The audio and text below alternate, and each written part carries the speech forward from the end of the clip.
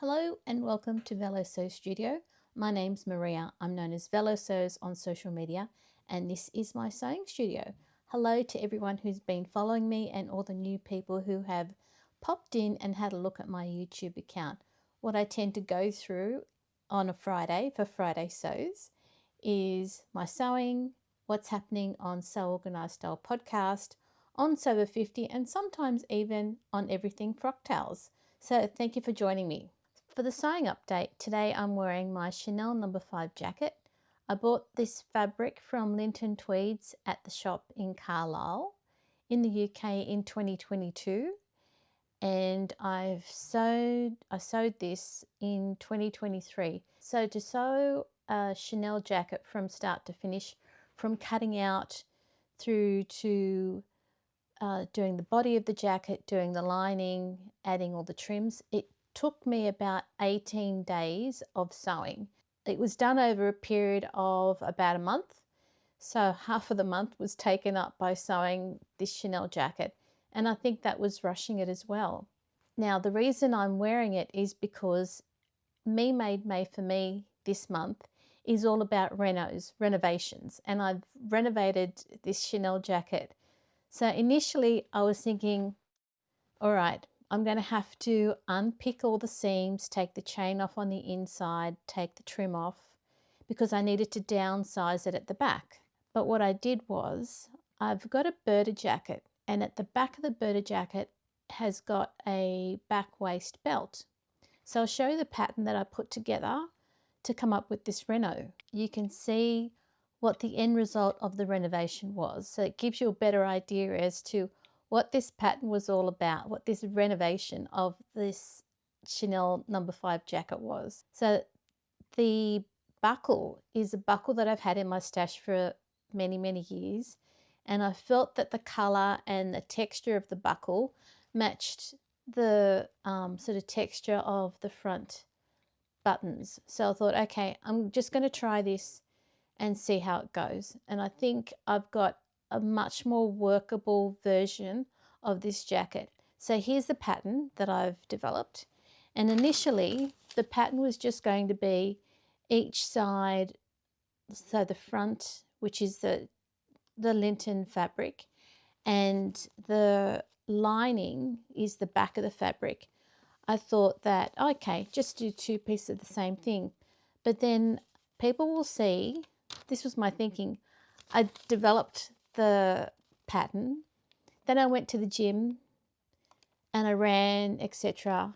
So that's kind of my reflection time when I'm working on a project that uses the precious fabric, which is what I consider Linton tweed fabric to be. And I thought, hang on a second, for this belt, people will see the ends of the belt. So the fashion fabric, which is the Linton fabric, is this long, and now what I've done is made sure that the backing fabric is shorter, so that what happens is when you fold it together, when you sew it together, you sew the top and the bottom of the lining pieces. Because the backing is shorter than the front, what happens is the front ends up being turned under, so the piece that peeks out from the belt is still the fashion fabric. So that was my solution to renovating Chanel No. 5. For my new projects that I've sewn, it's Liesl and Co's new pattern. It's called the Norwood blouse. Now this is one of the two patterns that I pattern tested for Liesl. I did the Norwood blouse and I did the Leighton knit tank. What I wanted to let you know was, if you're interested in Liesl and Co patterns, Liesl has published the Helsinki jacket, the Norwood blouse and the Linton knit tank and dress pattern. So there's three patterns. There's a coupon code. So the coupon code is Spring 26. When you've got all three patterns in the shopping cart, use the coupon code, which is Spring 26, to get a 20% discount on your patterns. This coupon code is valid until the 23rd of May. So if this is something that you're interested in, please go ahead and use the coupon code. For transparency, I get nothing for your purchasing of these patterns. This is all to do with If you think it's a good deal and you want to use a 20% discount code, please use it. If we have a quick look at the Norwood blouse here, I tested it in December, and December was pretty perfect for this particular blouse because the fabric that I used is a viscose print that I bought from Super Cheap Fabrics. The viscose has got good colours, so it had a white base with a really bold orange print. What I found was I did view B, which has got the V neckline, and I like that because sometimes the neckline, if it's just a round neckline, it's really too high for my shape. I know, I'll go on about shape, but I kind of figure if I'm sewing it, I want it to look good on me.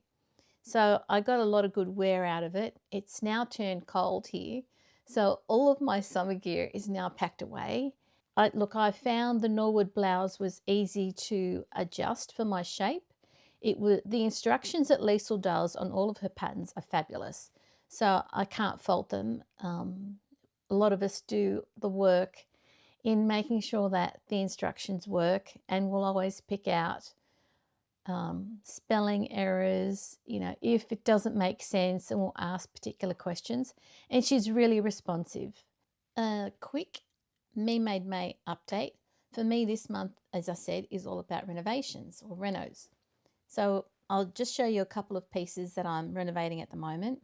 So this is a silk blouse that I made ages ago, and on my Mimi Quinn, which is my custom dress form that Mimi Quinn did for me in August last year, I've realised that the hem of this blouse is too long. The side seam for the front and back should be, I think it's 35 centimetres long. So I've got it pinned at the moment. That's the hem. So I'm going to have to unpick the hem and reshape the hem so that I can wear this again when the weather gets warm again. So there's no real rush, but I want to get it done this month so I can put it away with all of my other summer gear. On my Instagram account, I showed a couple of garments that I wanted to change or renovate this month, and I actually have done that. So okay, so there was a white blouse that I put up, and the sleeves were puffy sleeves, and it was an embroidered blouse. So here's a picture of what it looked like. I actually have taken the puffy sleeves off, redone them as a plain sleeve, and they now sort of hit sort of a 1/3 of the way down from the shoulder point. And the reason I've done that is because I kind of figure the puffy sleeves at some point won't be as fashionable, and I feel more comfortable wearing a fitted sleeve on a shirt at the right length. I think the problem for that one was I put elastic in the base of the puffy sleeve, and I just felt that it was grabbing me too much, and then if I was to loosen it, it would not sit in the right spot. So I thought, you know what, just make it a plain sleeve, done. Now on to a new project that I sewed this week. Here you can see the white denim trousers that I sewed. The reason I decided to make these trousers is because the lighter drill that I used in March for trousers is really too summery, and we're going into winter weather. I found that the Selvage Society was selling I think a 7-ounce denim, and I made the bubble pink jeans last week and wore them. So this week I've made these white denim trousers, and I think they match really well with this jacket, and that's why the whole jacket thing came up for renovation. So what I did was, earlier in the week, we went shopping for my husband because he wants some new cargo pants. So I went into some not fabric shops. I've got fabric on the brain. I went into some ready-to-wear shops, some high-end ones, and took some photos. But what I did was I also looked at the back pockets of trousers. So I've done patch pockets at the front and at the back of trousers. I know how to sew the jeans pocket with the coin pocket on the inside, but what I was looking to find were examples of where they've got a welt on the back pocket. And I didn't have a tape measure with me, but I did have my fingers. They were my tape measure. So I went up to the jeans and I checked where the back pocket welt starts. So I did a measure from where the top of the welt was. I'm looking up because I have to remember what I did, and where the waistband was. And it ended up being, let me have a look, 5 centimetres. So on most ready to wear pants that I saw in the shops, the back welt pocket was it started 5 centimetres lower than the back of the waistband. So I kept that in mind. And then I decided, how deep is the pocket? So I put my hand into it, and it ended up being from the top of my fingers to where the top knuckle is. I know that this is really specific, but I needed it for a particular reason, and that was to make my own back welt pockets. So that's about 8 centimetres. I was just looking at that measure. So what I've ended up doing is I now have my 3 patterns for the back welt pocket. So this is the welt itself, and I'll show you how I did all the markings. So I've got a magnetic whiteboard.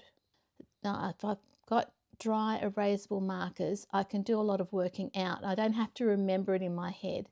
Then I can add seam allowance. So this particular image shows you what I did to develop these pieces. So I now, like I said, I now have the welt piece, and I've got the pocket piece, which you do the sewing for the welt to go into. There we go. And the cover, the back cover. And this all lines up to sew. So the top of the pocket lays over where the waistband is sewn onto the pants. So it's all enclosed. So that was part of my adventure this week when I sewed these white denim trousers that I can wear with this jacket, and we're going out to a 60th birthday party this weekend, and that's going to be my outfit. A bit of sewing room news. I've set up an ironing or a pressing station. It took me a while to figure it out, and then when I initially put it together, I had to make sure that everything was there. So in this photo you can see the sleeve arm that I used to iron. I've also got a clapper, which is also an easy tool to use for ironing seams open and corners. I've also got a whole lot of different ironing sort of round hands, and I've got all my marking tools there. I've got some pins. I'm pretty much really pleased with how the setup is going, and right next to the ironing station is a bin, and I've also got the whiteboard sitting there in front of me so that if I'm ironing and I'm thinking through something, I can just write it up on the board, and then once I'm finished, if I take a photo, then I've got it there and I can work on the next sewing conundrum. So that's my update for the sewing room at the moment. Let's move on to Organised Style podcast update. This week I was really surprised when I received my copy of Plus Size Pattern Making for Women's Wear. Recently I had Gabby Brown, she's one of the co-authors of this. Gabby and Layla Kelleher have written this book. It's a really useful technical book that has the reasoning behind the way to go about pattern making for plus size bodies, and it's not just women's wear, but it's for anybody. So I'm really looking forward to finding out more about pattern making, and especially for plus size people. Thanks. Next week on Organised Style podcast, I've got Maddie Ballard. She's written a journal of her sewing, where she started from when she was living in New Zealand, when she moved to Melbourne. And it's quite insightful. We did the recording in February. Today I'm going to be doing the editing so that it's an interesting podcast episode to listen to. And then on the weekend, there'll be a giveaway. So that's one of the things that I've been insisting on. If publishers are encouraging me to interview people on the podcast, then I think it's only fair that the publishers also provide a giveaway for encouraging listeners to actually take more note of the book and what the author's done. So thank you to everyone who has been listening to So Organised Style podcast since 2019, and now it's 2026. How about we move on to Sew Over 50 now? Last week was a really busy week on Sew Over 50. I was lucky enough to have Sam Chandler and Ruan to be guest editors on Saturday's post. Hopefully I can get them onto the podcast as well. So have a look at the posts that are coming up on Sew Over 50. Now, if you want to see and be part of the Sew Over 50 community, make sure you tag your post with @ShareSew50 and go to that account and see the people that you follow on Sew Over 50 in chronological order under the tag posts. So before I finish, what's coming up next are the sewing plans I've got for the Bangkok fabrics. There's also going to be some more sewing for Minerva, and I've got patterns and fabric that I need to show you, but I need to put them on their website first. So thank you to everyone who's been watching my YouTube channel. This is VeloSews Studio. My name's Maria, and I'm known as VeloSews on social media. I hope that you have some really fun sewing this week, or decluttering, or just enjoying the week. Happy sewing, everyone.